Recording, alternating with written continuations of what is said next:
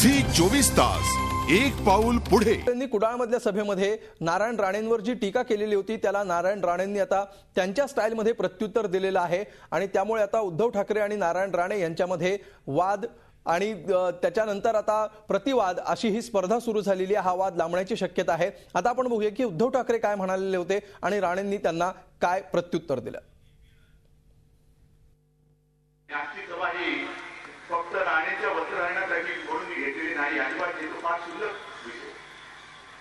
त्यांचं वस्त्रहरण किंवा आणखी काय करायचं त्याला तुम्ही समर्थ आहात। आता गेलेला खासदार तुमचा बोलतो की नाही मला माहित नाही, पण बोलत असतं तर कोण ऐकतंय काय? तुमचे प्रश्न सोडवले नाही काय नाही दिला तुम्हाला?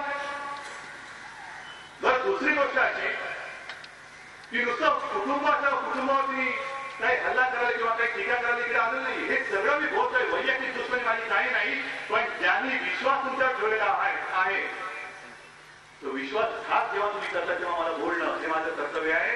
कारण शिवसेना प्रमुखांनी मला अन्यायावरती वार करायला शिकवलेले, अन्यायावरती वार करा। मी त्यांची अवस्था विधानसभेत आणि विधान परिषदेत पाहतोय। दयनीय अवस्था शिवसेनेच्या आमदारांमध्ये भयभीत झालेले आहेत। कधी वाट मिळेल आणि दुसरीकडे जातो असं झालेलं आहे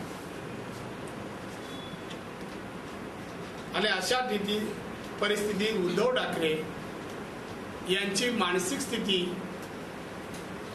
ही परिस्थिती पाहून